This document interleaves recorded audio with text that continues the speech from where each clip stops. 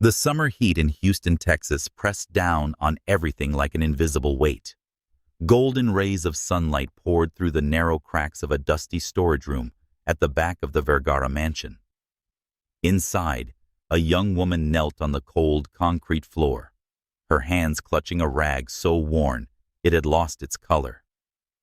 Her name was Elira Sarmiento. She moved in steady circles, scrubbing away at dark stains of oil that had seeped into the cement long before she was old enough to understand why she had been forced to live like this. At 20 years old, her body carried the weariness of someone twice her age. Every muscle ached. Every breath felt like a negotiation with exhaustion, yet she endured. She always endured.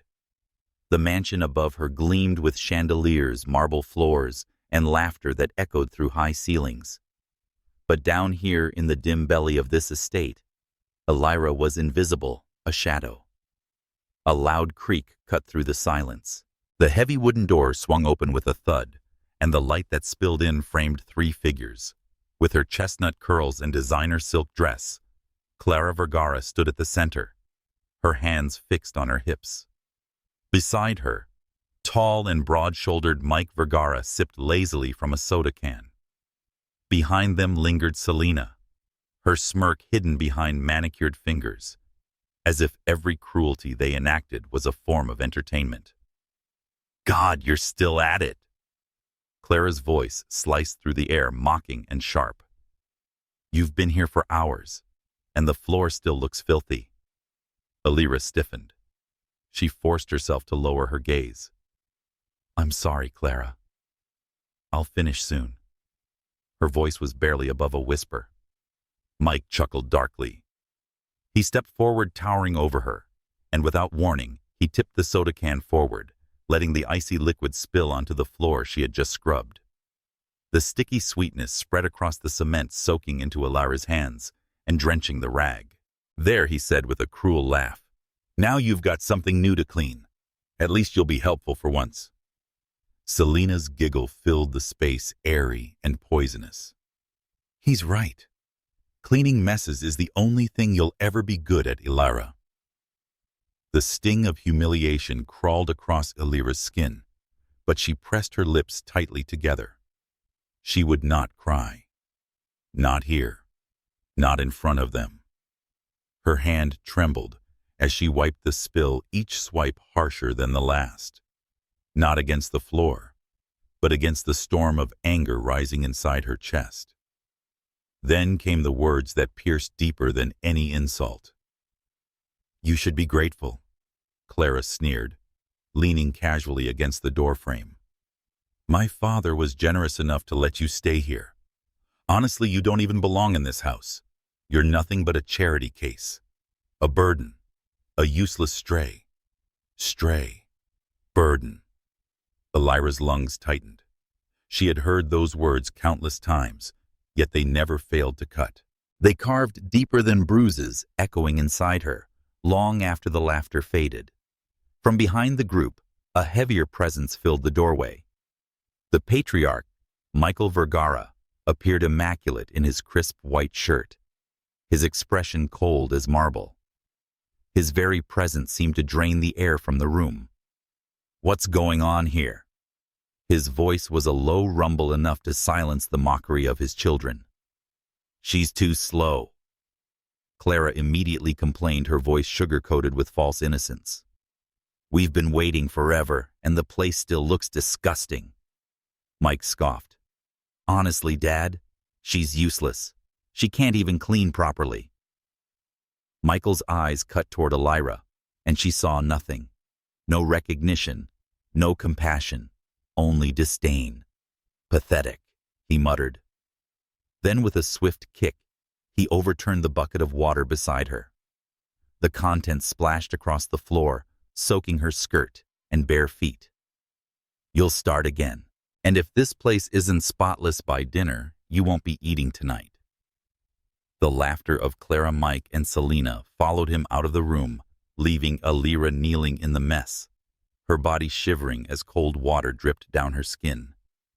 Her chest tightened with rage and despair, but no sound escaped her lips. She had long learned that tears only fueled their cruelty. Still, as she pressed the rag to the floor again, she whispered silently, "How much longer? How much longer must I endure this?" Hours bled into the evening. From her corner of the storage room, Elira could hear the distant echoes of cutlery and laughter drifting down from the grand dining hall above. The Vergeras dined on silver platters, their laughter spilling freely. She, meanwhile, sat alone, her stomach growling the taste of hunger, sharper than any insult. But deep within, a voice stirred a fragile ember refusing to die. "One day, this will end. One day, you'll rise from this place. And when that day comes, they will see." Yet for now, all she had was the cold floor, her aching hands, and the silence of the shadows.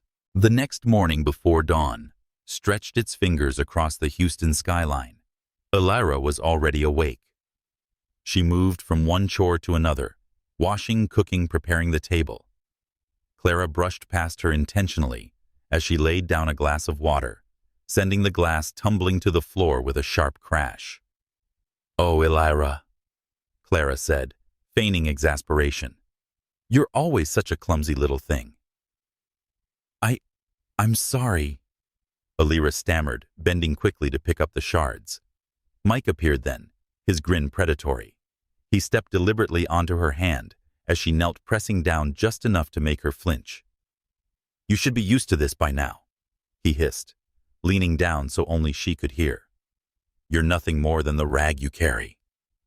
Pain shot through her palm, but Elira bit her lip until she tasted blood.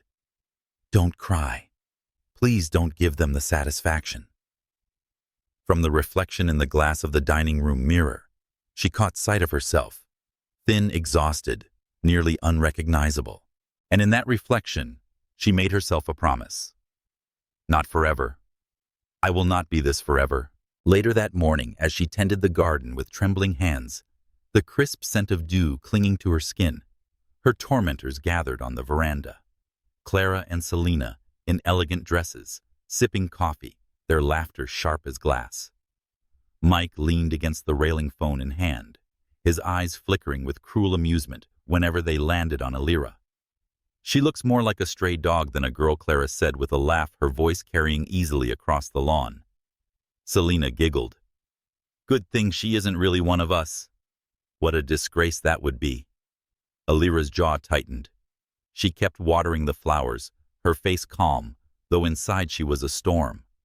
But then Mike yanked the hose from her grip, aimed it at her chest, and unleashed a torrent of freezing water.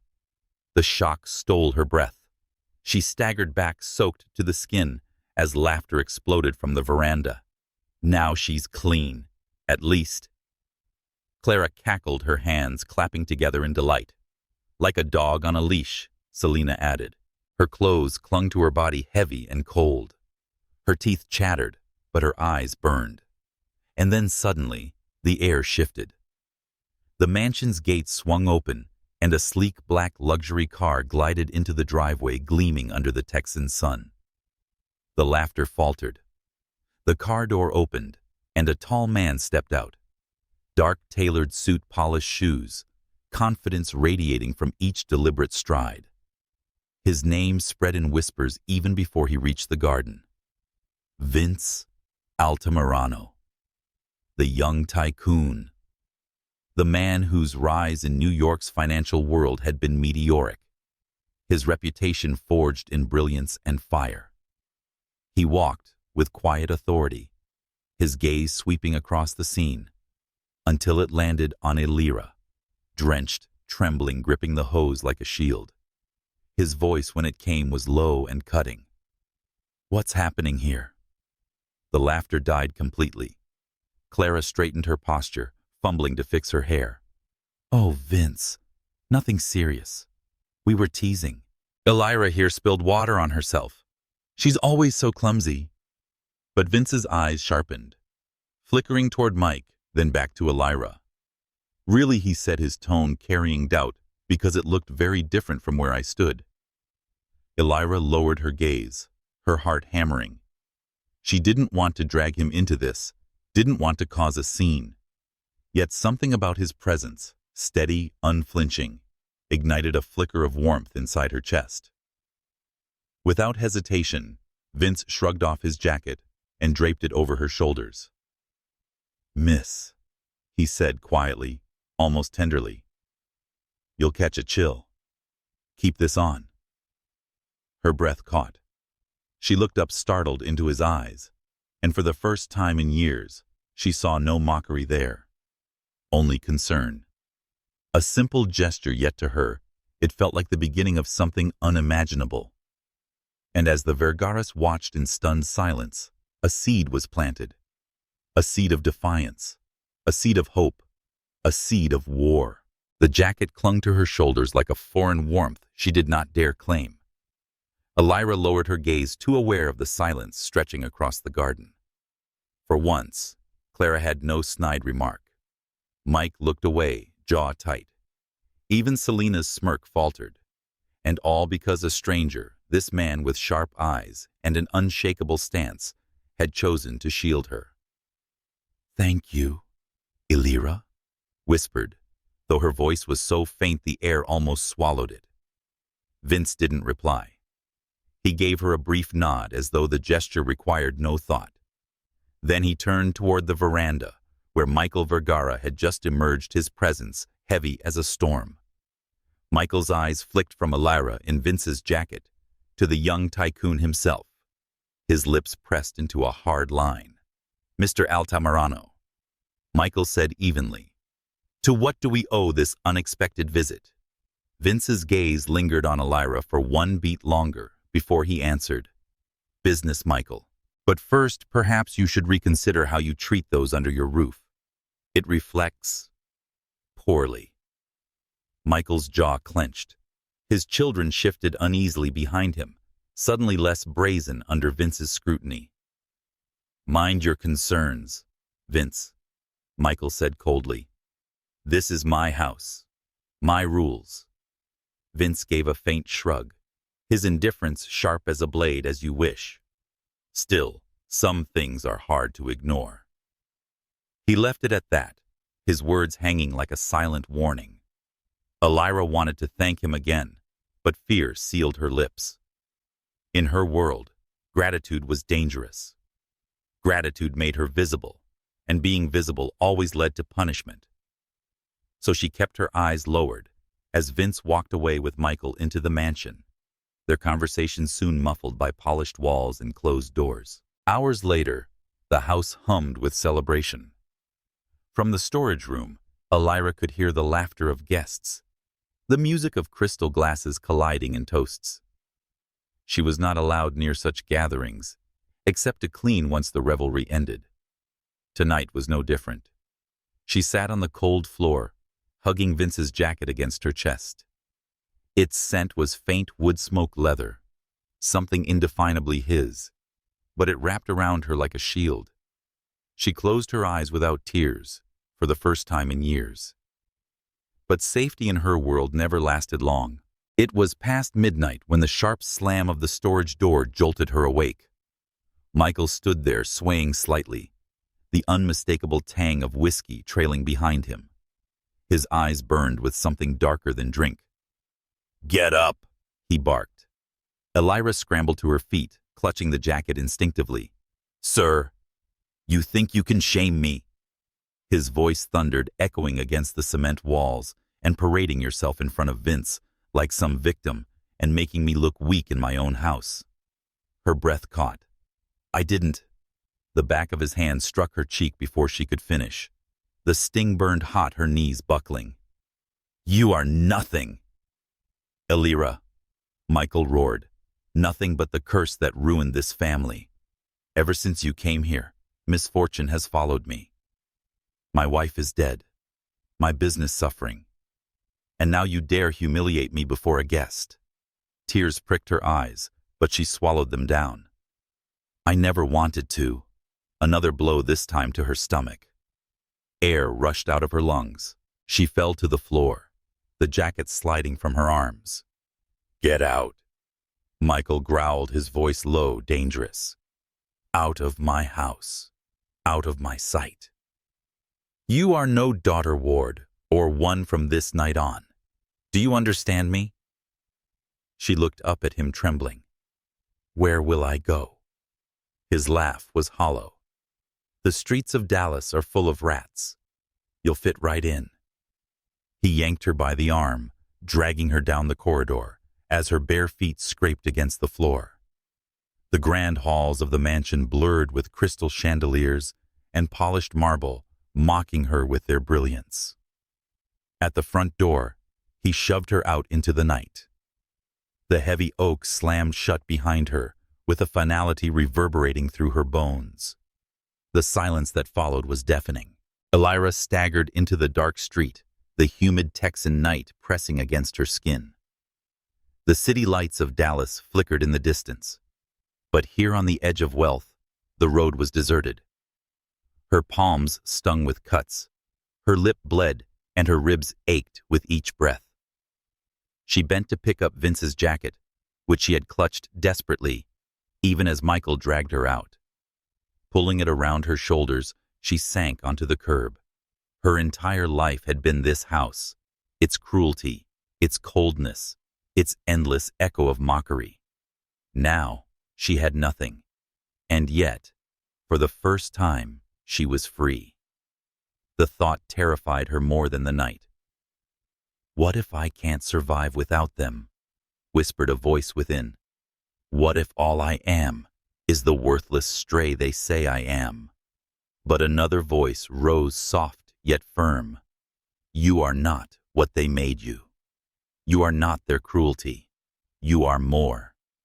She pressed the jacket to her face, inhaling its faint scent, and let herself cry. Not the quiet hidden tears of before, but a raw aching sob that tore from her chest. Unseen to her, a pair of headlights slowed at the corner. Vince's car had not left after all. From behind the tinted glass he watched her, his jaw tight, his hand gripping the steering wheel. He had seen Michael drag her out.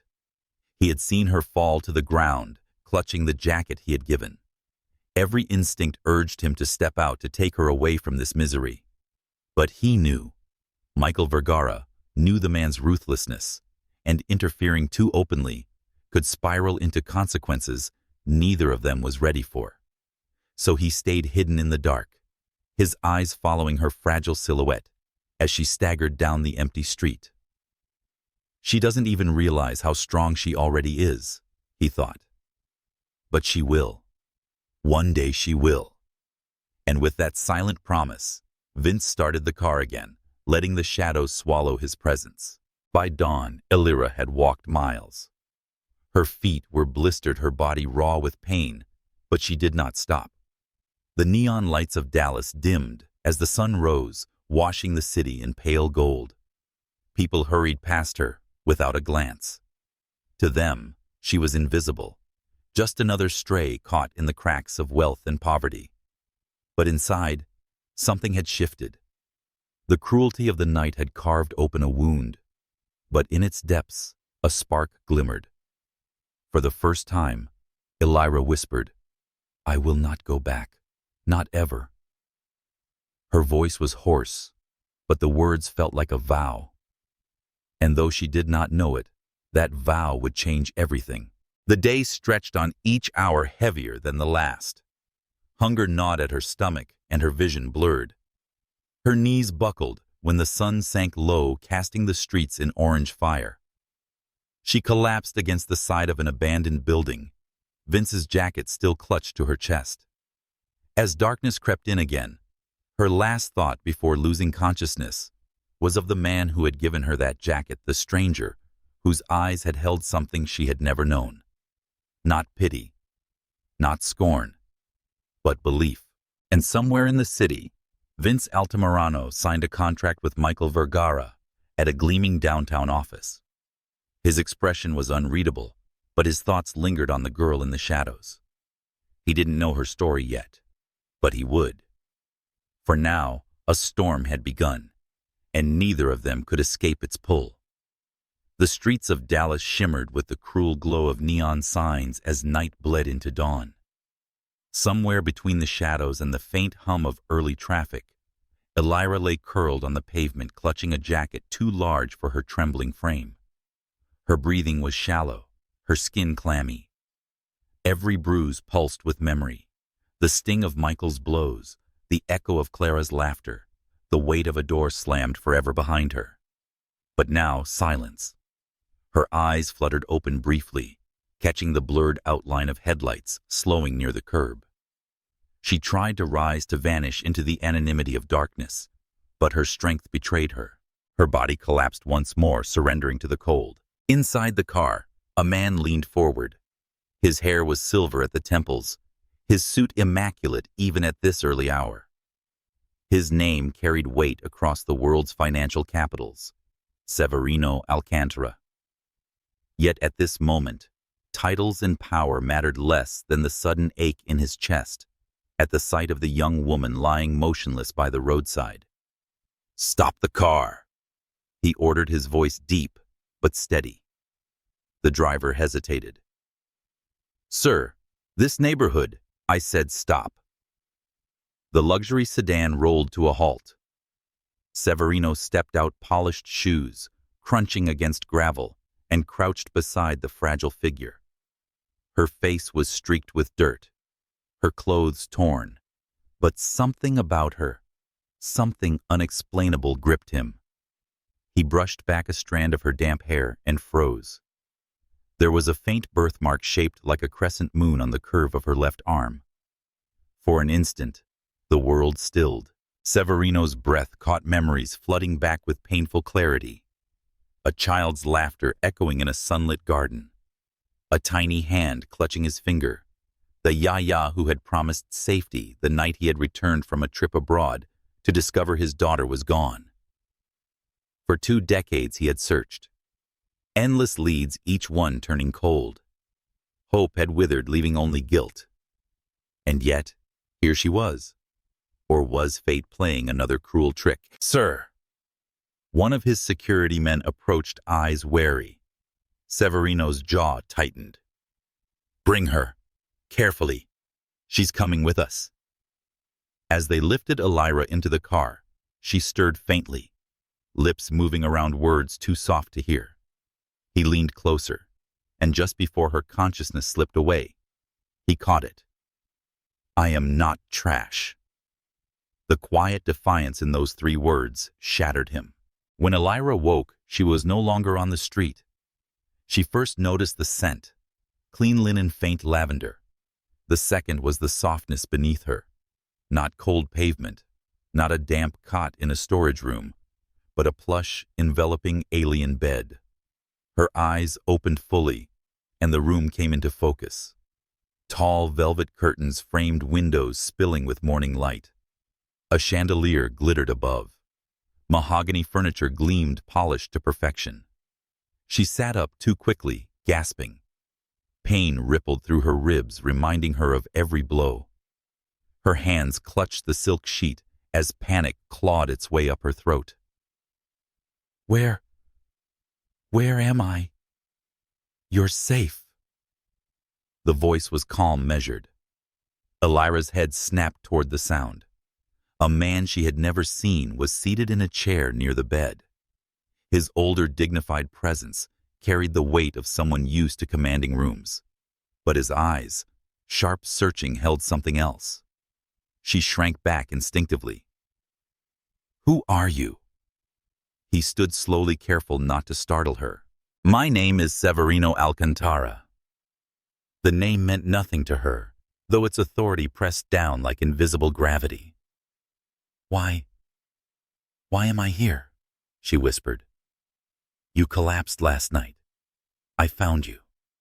His gaze swept over her bruises, his jaw tightening. "You shouldn't have been out there alone." Elira lowered her eyes. "I didn't have a choice." A silence stretched between them, heavy with unspoken truths. Finally, Severino stepped closer, his eyes catching the faint mark on her arm. "Tell me," he said carefully, "how long have you had that?" She followed his gaze, frowning. This, since I was a child. Why? His breath hitched. He turned slightly, as if hiding the storm gathering in his chest. No reason, just curious. But inside, hope roared back to life, wild and dangerous. Doctors came soon after, bustling in with soft voices and clinical efficiency. They cleaned her wounds, checked her vitals, and quietly drew blood. Elira flinched at the needle. Why all this? I'm fine.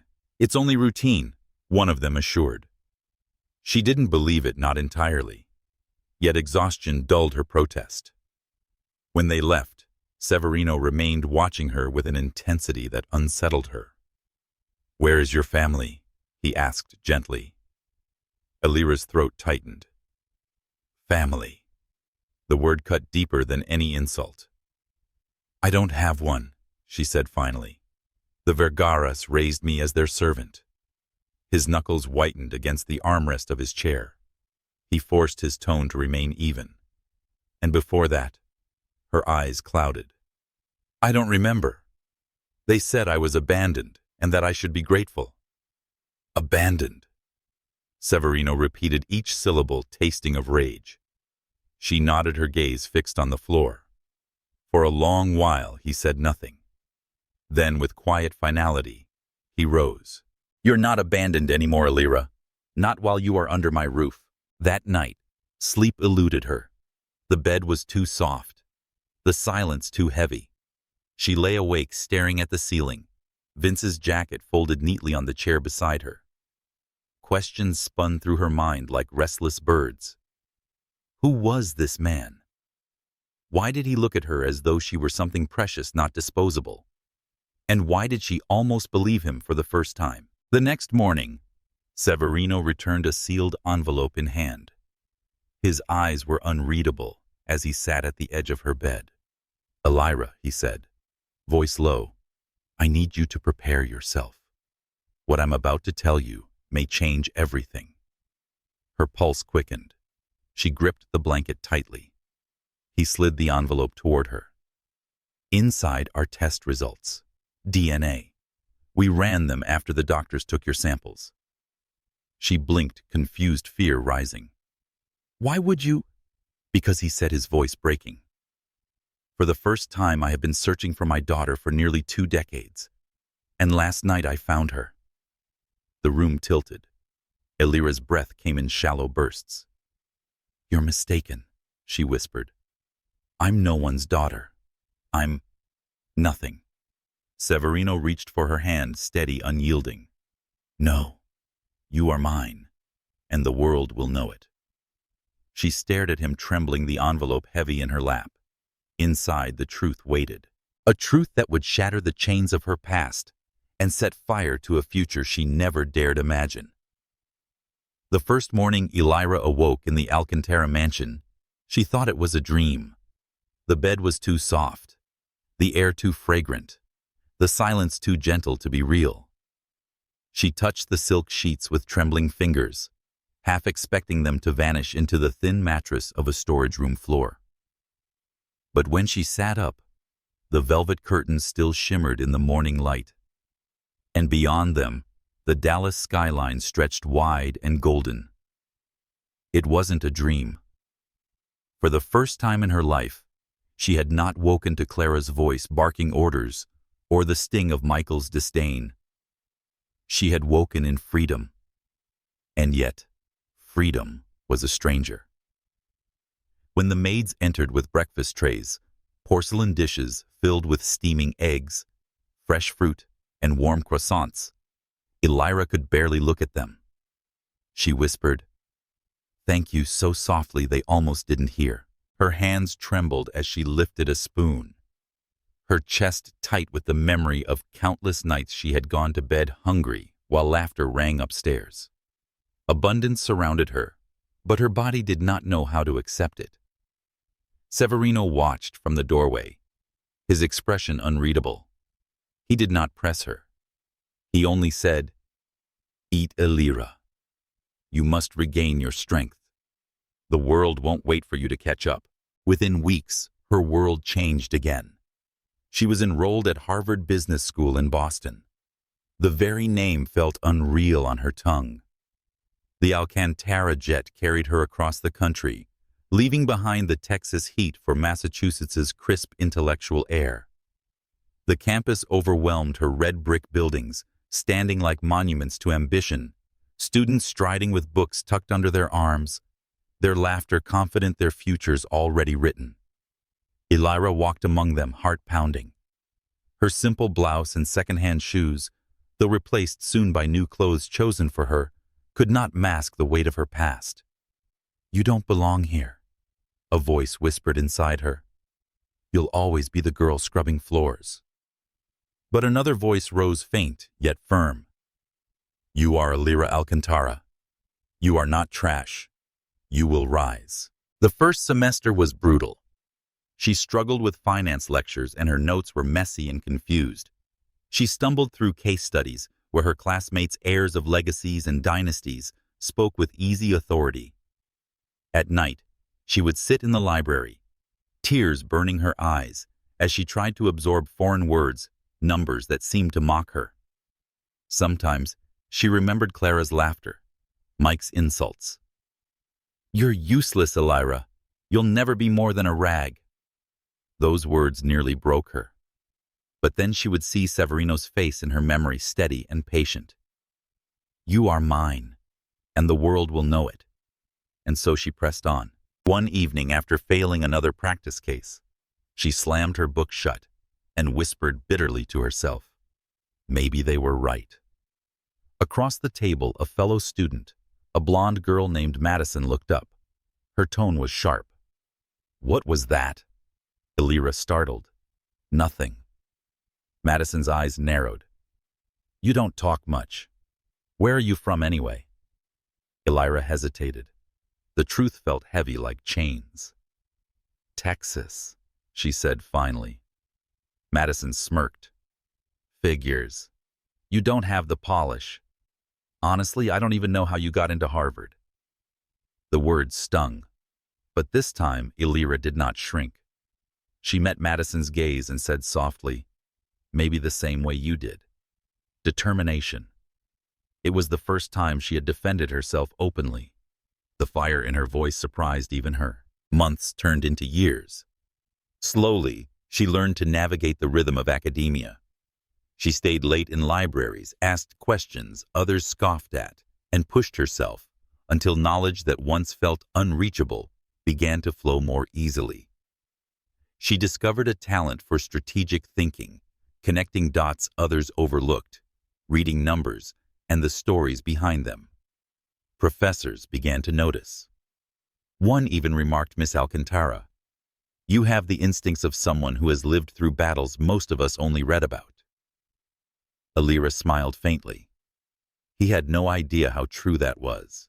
Yet it wasn't only intellect that transformed her. Severino insisted she learn the art of presence. He brought in mentors, stylists, etiquette coaches, even a retired diplomat to teach her how to move through rooms of power. "Your words matter," he told her one evening, as they dined in New York during a break. "But so does your silence. People must see you and feel the weight of who you are before you even speak." At first she resisted. Standing tall felt like wearing armor too heavy for her frame. Smiling with poise felt like deception. But little by little the servant girl faded. Her posture straightened. Her gaze sharpened. Dresses tailored for her frame replaced rags. The reflection in the mirror grew unfamiliar, an heiress, not a shadow. Yet deep in her chest she remembered hunger, the rag in her hands, and the cold concrete. She vowed never to forget. By her final year, Elira was no longer the girl who had once flinched at every insult. She stood before her cohort during a mergers and acquisitions simulation, confidently presenting her strategy. When she finished, the room was silent for a beat before applauding. Madison, once her tormentor, whispered to a friend, "How did she become—" That Elira heard, but she did not turn. She gathered her papers, her expression serene, because she knew the answer. She had been forged in fire. The night before graduation, Severino flew to Boston to see her. They sat together in a quiet garden near the Charles River, the city lights reflecting on the water. "You've done more than I ever dreamed," he said softly. "You've turned pain into strength." Elira lowered her eyes. "I had your name, your protection.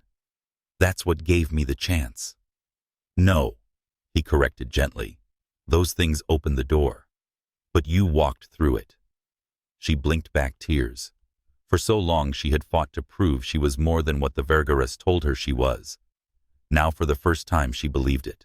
On the day of commencement, as she stood in her cap and gown, her heart raced, not with fear, but with anticipation. The girl the Vergara's had once called trash was gone. In her place stood Elira Alcantara, a Harvard graduate, a daughter of Severino, and an heir to a legacy. But more than that, she stood as a woman who knew the taste of ashes and thus would never take fire for granted. As the ceremony ended, a breeze stirred across the yard. She closed her eyes, whispering, "I am not who they said I was. I am more." That night, alone in her dorm room, she unfolded Vince's jacket. She had kept it hidden away all these years. The fabric was worn now, but the memory of his gesture was as sharp as ever. She pressed it to her chest and smiled faintly. "I will see you again," she whispered into the silence. And though she could not know it yet, destiny was already aligning. The paths of Elira Alcantara and Vince Altamirano would cross again. But next time, she would not be the broken girl needing rescue. She would be a woman standing in her own power. The limousine slowed to a graceful halt before the glittering entrance of the Waldorf Astoria. New York shimmered that night, its skyline glowing like a crown against the velvet sky. Chandeliers rained light upon gowns spun from silk and tuxedos cut ruthlessly within the grand ballroom. The air was thick with perfume power and whispers of fortune. When the car door opened, a hush rippled through the crowd outside. A slender figure stepped out her heels, clicking against the marble like she owned every step. Elira Alcantara. 5 years had passed since she'd walked away from Boston, with a diploma and fire in her chest. Tonight she returned, not as the invisible servant of a cruel family, but as the heiress of Alcantara Holdings, as the newly appointed CEO, whispered about in every financial column. Her dress, a sleek black gown, threaded with crystals, hugged her form with an elegance that drew stares. Her makeup was subtle, her hair swept into a knot of understated power. But it was her eyes, steady and unflinching, that silenced the whispers. She moved past the flashing cameras without pause. Her chin lifted her presence, commanding. Every glance she received carried disbelief. The lost Alcantara heiress, the girl no one had seen in years. And now, reborn. Inside the ballroom, conversation faltered as she entered. Men adjusted their ties. Women lowered their voices. Some envied, some doubted, but all noticed. Elira, however, noticed none of them. She walked with a serenity that disguised the thunder of her heart. She was here for a reason to announce herself to the world, to take her rightful place. And yet destiny had a way of weaving other threads. Across the room near the gilded bar, a tall man in a dark suit turned. His profile was unmistakable, sharp jawline eyes, like polished steel posture that demanded space without effort. Vince Altamirano. For years, his name had dominated headlines, mergers closed with impossible precision rivals, undone with a flick of his signature. He was a man who bent markets, who made empires kneel. Yet as his gaze found hers across the ballroom, something shifted. For the first time in years, Elira's breath caught. Vince. The memory of his jacket pressed against her skin, of how he had looked at her when no one else dared to, those moments returned in a rush so sharp It almost hurt. But she was not the same girl. And tonight, she would not be seen as someone needing saving. Their eyes locked. The world blurred. Vince set his glass down and crossed the ballroom, with unhurried grace, each step measured inevitable. People parted for him without realizing, as though drawn aside by invisible gravity. He stopped before her, the hum of the gala receding into silence. He murmured, "Quite an entrance you made tonight," his voice low, caring only to her. People can't seem to stop staring. Elira arched a brow, her lips curving faintly. "And you're one of them." A flicker of amusement touched his mouth. "Guilty." He leaned closer, lowering his voice. "But my reasons are better." Her pulse quickened, though her expression remained composed. "Better reasons." "You look," he said slowly, "like someone who owns the room yet doesn't care about the room, as if your mind is elsewhere, or with someone else." The words unsettled her more than she cared to admit. He could still read beneath her surface, as if the years and layers she had built meant nothing. "I don't believe in strangers reading me like an open book," she replied, her tone cool, though her voice betrayed the faintest tremor. His smile deepened. "Then I shouldn't remain a stranger." He extended his hand. "Vince Altamirano." She regarded it momentarily, the memory of another time flickering in her chest. Then with quiet resolve, she placed her hand in his. Elira Alcantara. The name hung between them like a secret unfurled. For her it was a declaration. For him, perhaps a confirmation. Music swelled the orchestra, shifting into a slow waltz. Vince's gaze lingered. "Dance with me." Elira hesitated. She had danced before, trained for moments like this, but never with the weight of history pressing against her ribs. Yet something in his tone, firm but unthreatening, drew her. She placed her hand in his, and he led her to the center of the floor. Their bodies moved in unison, as the world looked on her gown catching the light, his step steady and assured. Around them, murmurs stirred the whispers of a story too compelling to ignore. But for Elira, the world fell away. His hand at her waist was steady, not possessive. His eyes did not mock or demand. For the first time in a long while, she felt seen not as the heiress, the CEO, but as herself. "You're tense," Vince said softly, his breath brushing her ear. "I have reasons," she replied, her voice barely audible. "I'm sure you do," he murmured. "But for one song, you can let them go."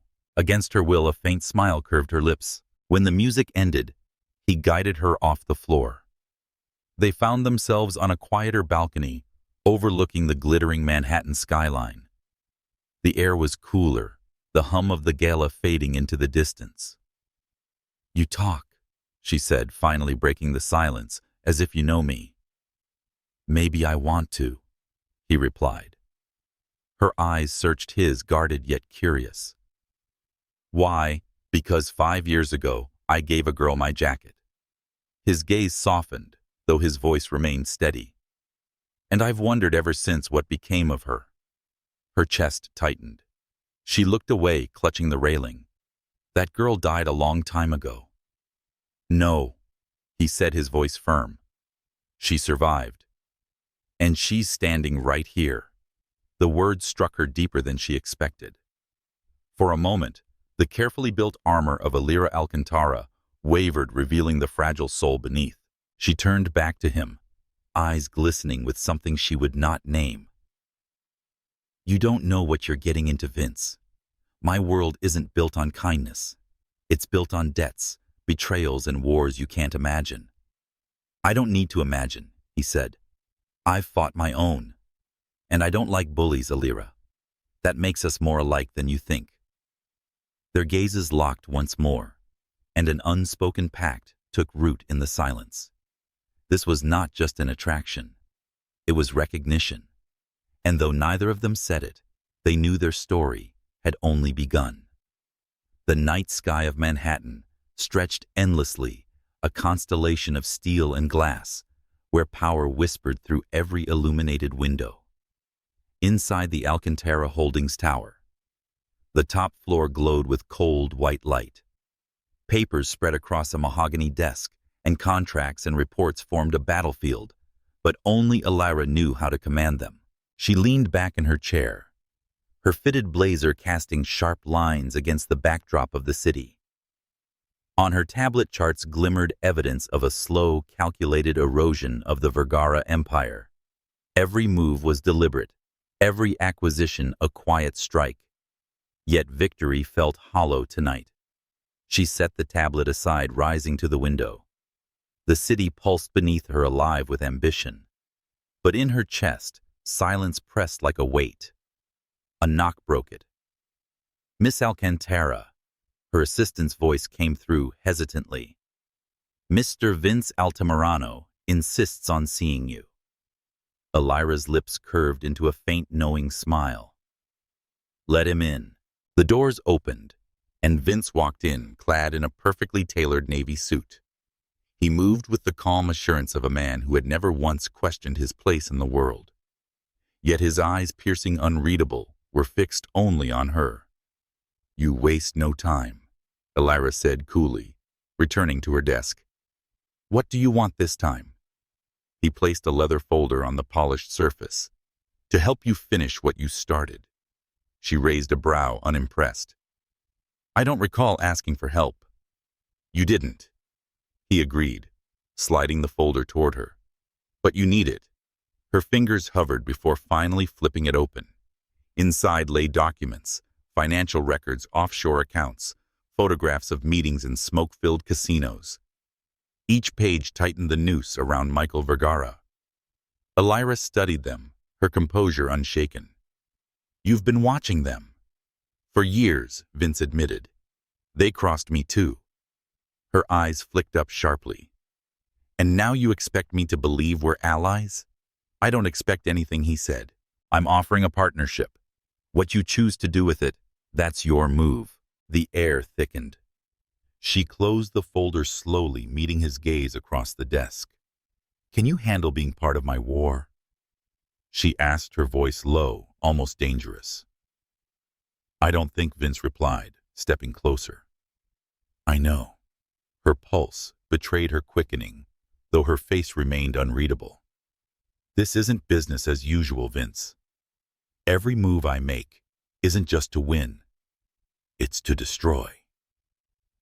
"Good," he said with a faint, wry smile, "because I don't believe in half measures either." Their eyes locked, fire against steel. Silence stretched, filled only by the hum of the city below. Finally, Elira leaned back, crossing her arms. "Fine. You want to improve yourself." Without hesitation, Vince reopened the folder, pointing to a page. "Here.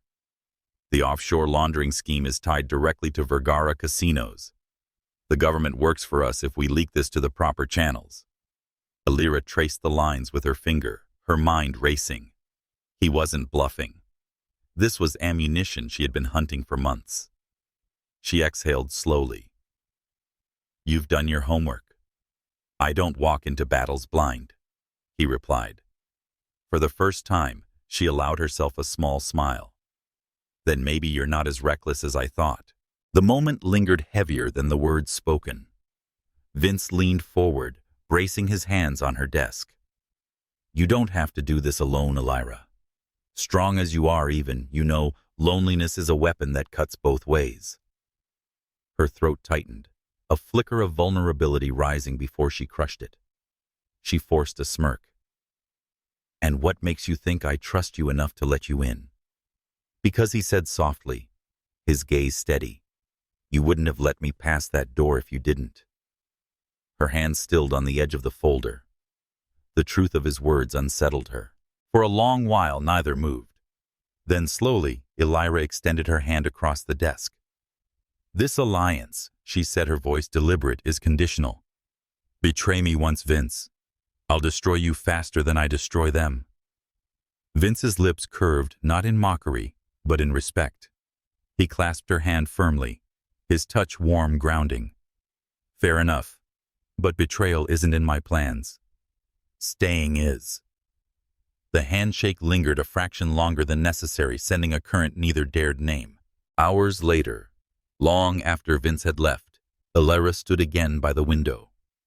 The city stretched beneath her like a chessboard, pieces waiting to be moved. Her reflection stared back at her from the glass, poised, composed, untouchable. And yet beneath the surface questions gnawed.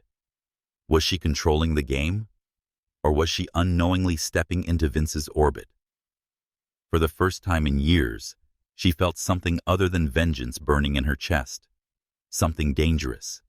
Something alive.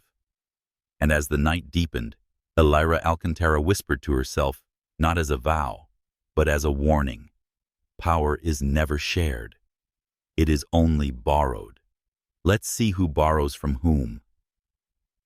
The morning sky over Manhattan was a pale gray, as if the city sensed the storm about to break. Newspapers lay scattered across cafe tables and subway benches, each headline echoing the same revelation. Vergara Empire. Under investigation. Casino scandals. Money laundering exposed. For the first time, the untouchable family name faltered under scrutiny. And at the center of it all stood Elira Alcantara. Elira sat at her desk in the Alcantara Holdings Tower, flipping through the latest dossier.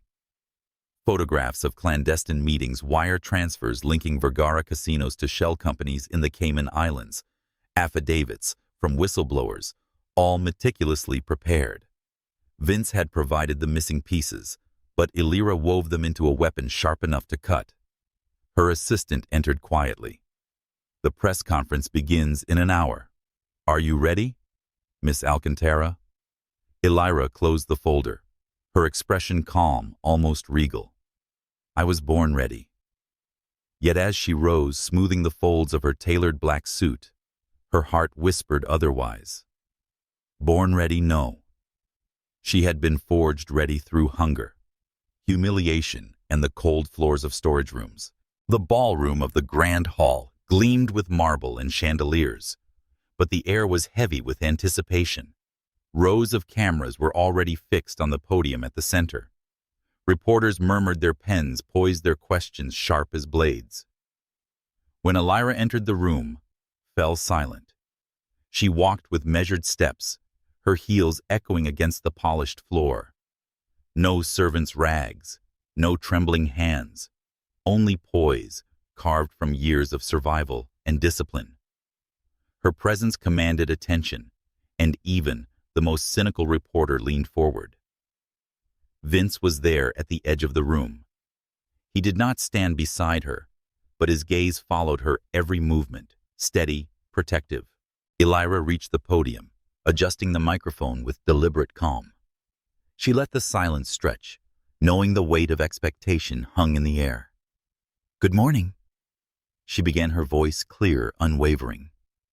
The Vergara name has stood as a symbol of wealth and influence for years, but behind their gilded walls lies corruption built on exploitation, deceit, and crimes hidden in shadows. A ripple of murmurs spread through the hall. Cameras clicked furiously.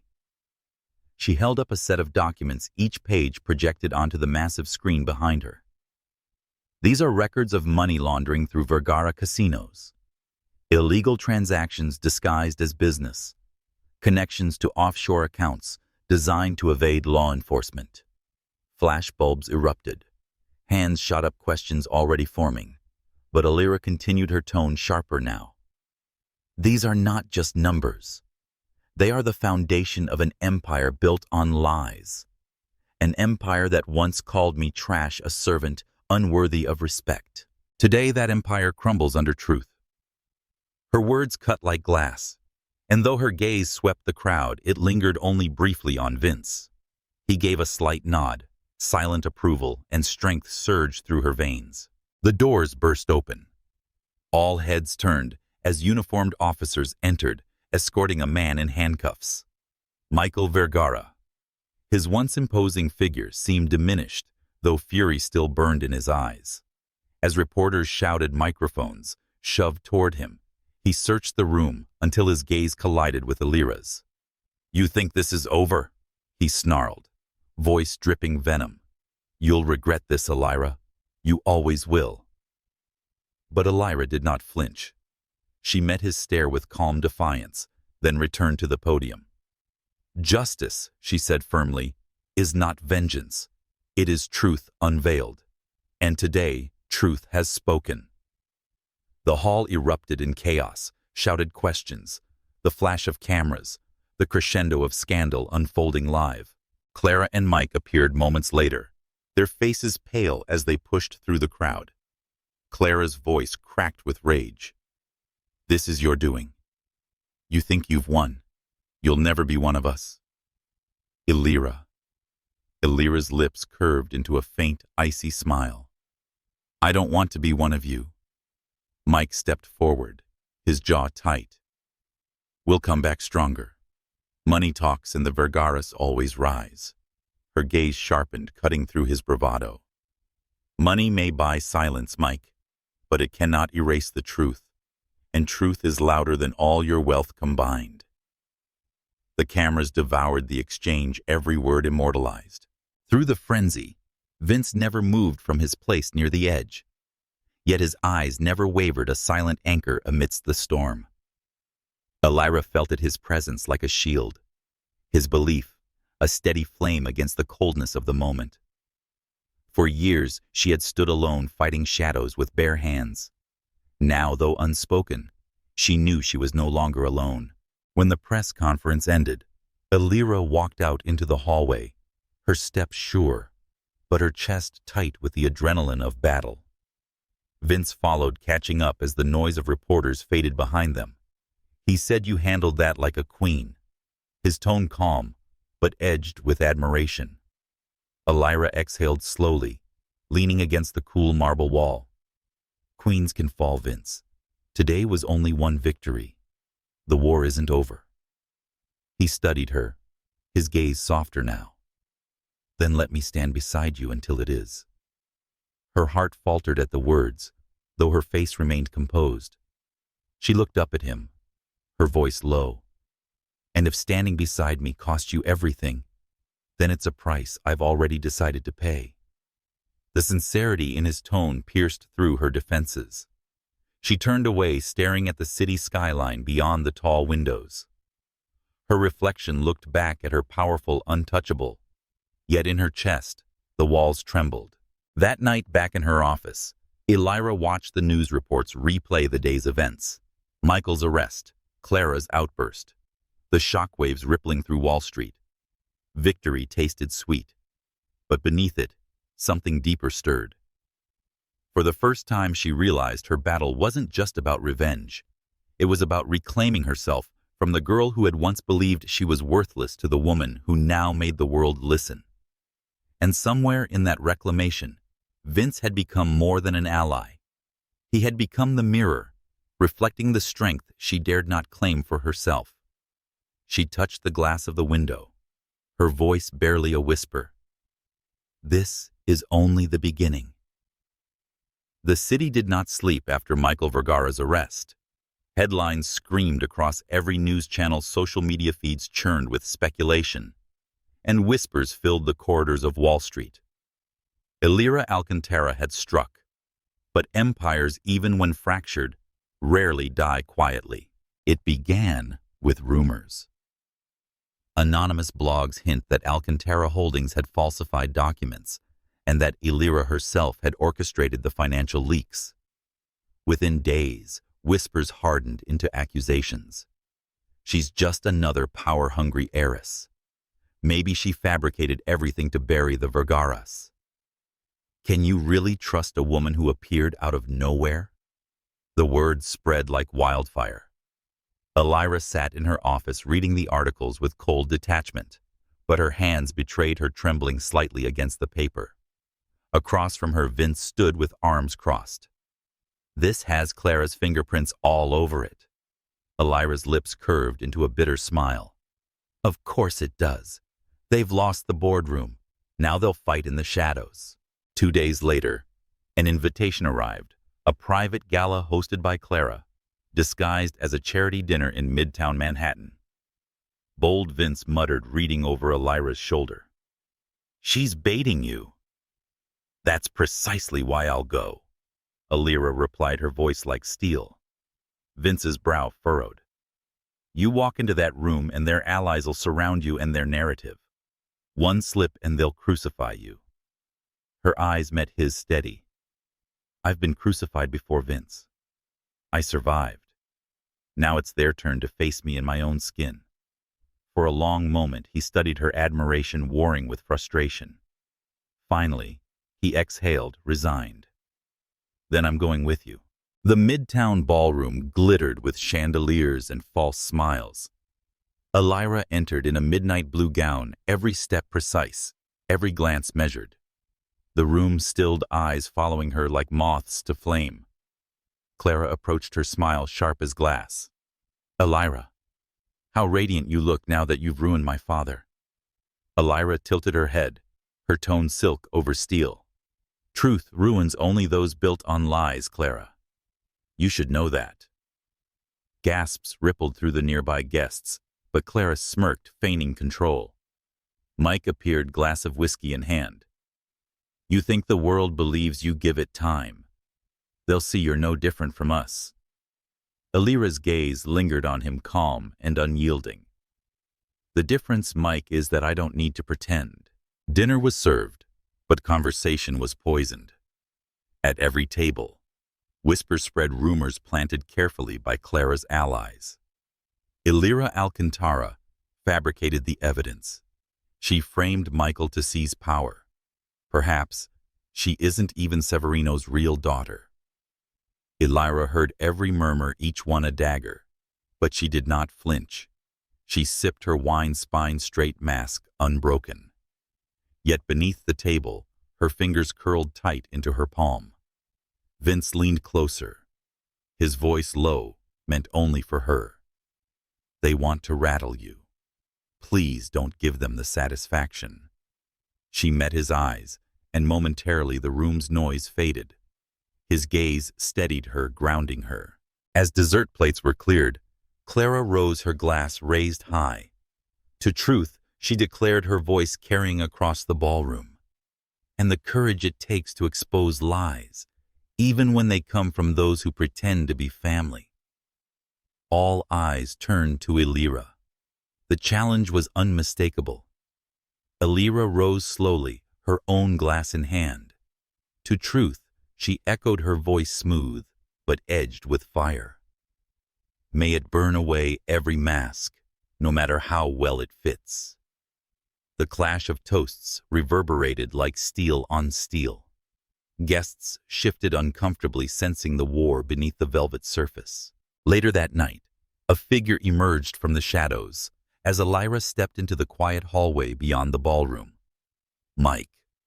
His smirk was twisted, his words dripping malice. "Careful, Elira. Queens fall faster than servants." Before she could reply, he leaned closer, his whisper venomous.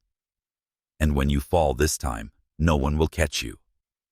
But before his hand could brush her arm, Vince appeared, his grip iron as he caught Mike's wrist.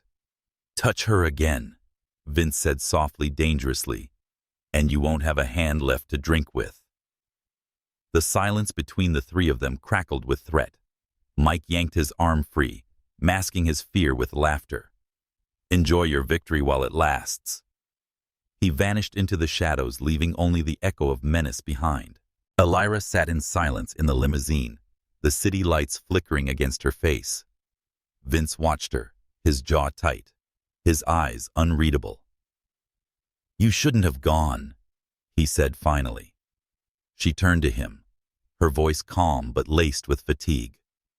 "If I hide Vince, I become the girl they always said I was. Weak, disposable. I won't give them that." For a moment, neither spoke. Then Vince reached across, his hand brushing hers. Not forceful, not claiming, simply steady, present. Her breath caught, but she didn't pull away. Instead, her fingers curled lightly around his, an unspoken admission. She was strong, but strength was heavier when carried alone. That night, in the solitude of her penthouse, Elira stood by the window, gazing at the city sprawled below. Her reflection stared back at her powerful, poised, yet shadowed by doubt. Clara's words, Mike's threats, the crowd's whispers all echoed in her mind. For so long she had fought only to survive. Now survival was no longer enough. She had to win utterly, completely. And yet, her thoughts drifted to Vince, the warmth of his hand, and his gaze, steadiness. For the first time, the war was not the only thing on her mind. She whispered to the glass, her voice trembling between defiance and longing. I will not fall. Not to them. Not to anyone. But as the city lights flickered, another truth pulsed quietly in her chest, one she was not yet ready to face. That sometimes even queens needed someone to remind them they were human. The Alcantara Holdings boardroom was a cathedral of glass and marble, perched high above the city. Around the long, polished table sat men and women in tailored suits, their faces schooled into neutrality. But Elira could read the air too quiet, too tense, like the seconds before a storm. She placed her hands lightly on the table, her gaze sweeping over them. We're here to discuss the final acquisition move against the Vergara properties.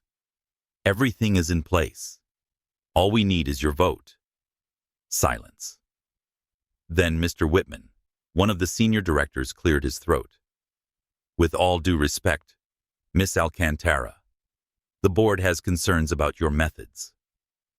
Elira's eyes narrowed. My methods have doubled this company's value in less than 2 years. Another director leaned forward. And yet the press paints you as reckless, impulsive. Some even question whether you fabricated evidence against the Vergaras. If that narrative sticks, the company's reputation suffers with you. It hit like a blade cloaked in silk. They weren't just questioning her strategy and her ability to lead. As the discussion spiraled, Elira sensed this wasn't random doubt. It was orchestrated. Clara's shadow stretched even here. Finally, Whitman dropped the blow. The board has been approached with an alternative proposal. To stabilize the company, we suggest you step aside, temporarily. The room seemed to tilt. Elira's knuckles whitened against the table. Step aside. This company bears my name. My father's blood built it. You dare. Whitman raised a placating hand. We're only thinking of the shareholders. Perhaps Mr. Vince Altamirano could serve as interim CEO until the investigations are transparent. Her heart slammed against her ribs. Vince. She turned sharply, and there he was, seated quietly at the far end of the table. His expression unreadable, his hand steepled. It was a masterstroke. They thought to drive a wedge to pit her against the one man she had allowed near her defenses. When the meeting adjourned, Elira lingered staring at the skyline. Her reflection in the glass looked unshaken, but inside her chest burned with betrayal. Steps approached. Vince's voice was low. Elira. She didn't turn. So this was their plan. Use you against me. I didn't know, he said evenly. She whirled on him, eyes blazing. Didn't you? You sit silently while they strip my name from my company. You, Vince of all people, do you know what that feels like? His jaw tightened. Yes, which is why I said nothing. Because if I had, they would have seen it as proof that I'm already in your pocket. I needed them to doubt me, so I could protect you. The fury in her chest wavered, replaced by something more challenging to resist the dangerous comfort of his steadiness. That evening, headlines exploded. Alcantara board questions. Heiress's leadership. Is Vince Altamirano the new power behind the throne? Elira threw the newspaper aside, pacing the penthouse. Every wall seemed to close in, and every whisper outside her door reminded her that power was never safe. Clara's voice echoed in her mind. "You'll never be one of us, Elira." For the first time in years, doubt threatened to break her. She pressed her palms against the cool glass window, breathing hard. Then behind her, Vince spoke softly. "You're stronger than this storm. Don't let them break you." She turned, tears glistening unshed. What if they already have? He crossed the room in 2 strides, his hands firm on her shoulders. "Then let me hold the pieces until you're ready to put them back." Her chest heaved, every wall she had built, trembling under the weight of his words. The next day, the board reconvened. Reporters swarmed the building, cameras flashing as rumors thickened. Elira entered first, every inch composed, though her pulse raced. She stood at the head of the table, calm as marble. Before Whitman could speak, Vince rose. "Enough." His voice cut through the room like a blade. "This charade ends here. You question Elira's right to lead. But let me remind you, she is not only the daughter of Severino Alcantara. She is the reason this company thrives today. Every strategic victory you now enjoy came from her vision." Murmurs erupted. The board shifted uncomfortably. Vince's gaze swept them sharp as steel. "If you think I would take her place, you're mistaken. I stand beside her, not above her. And if you force this, know this. I will take my capital and networks and walk out with her. Let's see how your precious stability survives then." The room fell into stunned silence. Elira's heart pounded, not from fear, but from his stand's raw, undeniable truth. The meeting ended with reluctant concessions. The coup had failed for now. Outside, as they stepped into the marble lobby, the cameras flashed reporters shouting questions. Elira ignored them all, her composure intact. But when the car door closed, silence engulfed them. She turned to him, her voice low. "You risked everything." He met her gaze, unwavering. "You are everything." The city noise faded momentarily, the world shrinking to the space between them. His words weren't a confession in grand gestures. They were a vow, quiet, but unshakable. Her throat tightened. She looked away, whispering, "Don't make promises you can't keep." His hand brushed hers, just enough to steady, not enough to claim. "Then watch me keep them." Later, alone on her balcony, Elira gazed at the glittering skyline. Power, betrayal, resilience, all swirled like the restless lights of the city. But amid it all, one truth pulsed steadily in her chest. She had fought alone for years, clawing her way out of darkness. Tonight, for the first time, she realized she didn't have to. And perhaps, just perhaps, that made her stronger, not weaker. The courtroom was filled to the brim. Journalists scribbling notes, cameras flashing like lightning, the air thick with tension. Elira sat tall at the plaintiff's table, her black suit tailored to perfection, her chin lifted high. Beside her, Vince exuded quiet power, his presence steady and grounding. At the other side sat the remnants of the Vergara family. Michael, handcuffed, his once commanding presence reduced to a bitter shell. Clara, her perfect poise, cracked eyes darting nervously. Mike still defiant, but his clenched jaw betrayed fear. Selena silent, her mask shattered. The judge's gavel struck. The trial of the decade had begun. One by one, witnesses took the stand. Accountants revealed hidden ledgers. Employees confessed to money laundering orders. Each testimony was another nail in the Vergara coffin. Elira rose when called, her heels clicking against the marble floor. She spoke with clarity, her voice echoing across the chamber. "For years, I was silenced in their home. I was mocked, abused, and treated as less than human. But I stand here not for revenge, but for truth. Power built on cruelty is fragile, and today it collapses." Her words were not bitter, but resolute, an anthem of survival. The jury hung on every syllable. Reporters scribbled furiously. Somewhere in the gallery, Severino Alcantara watched pride glistening in his eyes. When the verdict came, the silence was absolute. Guilty. Michael's roar echoed across the courtroom, cut short by guards dragging him away.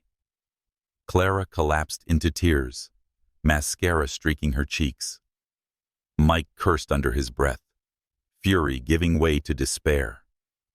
Selena bowed her head, refusing to look at anyone. It was over. The Vergara empire, once untouchable, lay in ruins. But Elira did not smile. Instead, she closed her eyes, exhaling the weight of years carried on her shoulders. The war had ended, and she had survived. Outside the courthouse, the press swarmed. Miss Alcantara. How does it feel to defeat the Vergaras finally? Do you believe justice was truly served? What comes next for you? Elira paused on the steps, Vince at her side. Cameras flashed, capturing the image of a queen and her steadfast knight. She answered with calm strength. This victory is not mine alone. It belongs to every voice that was silenced, every soul told they were nothing. Let today prove truth may be delayed, but it will never be denied. The crowd erupted in applause. That evening, as the sun melted into the New York skyline, Elira stood on her penthouse balcony. The city stretched before her, vast, alive, endless. Vince joined her, 2 glasses of wine in hand. He handed her one, his gaze steady. You did it. We did it, she corrected softly. For a moment, silence lingered. Then Vince set his glass down, turning to her fully. Elira, I've fought alongside many. I've won battles, lost some. But I've never believed in someone the way I believe in you. Her heart stilled. His words were not grand gestures, but raw truth. Vince. Her voice faltered, the walls she had built trembling. He stepped closer, his hand brushing hers. No masks, no alliances, just us. I don't want to stand behind you, Elira. I want to stand with you, always. Tears pricked her eyes, but her smile broke through. She allowed herself to surrender for the first time, not in weakness, but in love. And when his lips finally touched hers, it was not the beginning of a fairy tale, but the culmination of 2 storms finding peace in each other. Weeks later, the world had moved on to its next scandal. But in Alcantara, Holdings' change blossomed. Elira led with poise, wisdom sharpened by pain. Vince stood beside her, not as a shadow, but as an equal.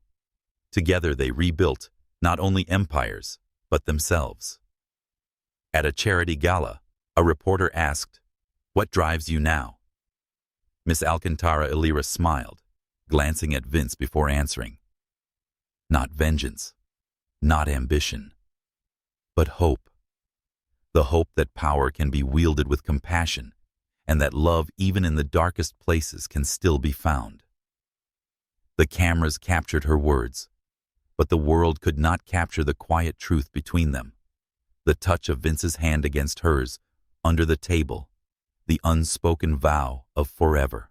Years later, people would still tell the story, the servant girl cast out in disgrace, who rose to become the queen of her destiny. However, for Elira, legacy was not measured in headlines or empires. It was estimated in moments, the sound of laughter returning to her home, the warmth of Vince's hand at her side, the quiet nights when she finally slept without fear. She had won, but more importantly, she had lived. Elira's story may end here, but the fire it lit remains. What would you fight for if the world told you you were nothing? What truth would you carry, even when no one believed? And what love would you choose when destiny finally gave you the chance? If Elira's journey moved you, her fall, rise, and love, then stay with us, because every ending is the beginning of another story. Don't forget to subscribe, follow, and keep watching. The next chapter is waiting, and it may just be yours.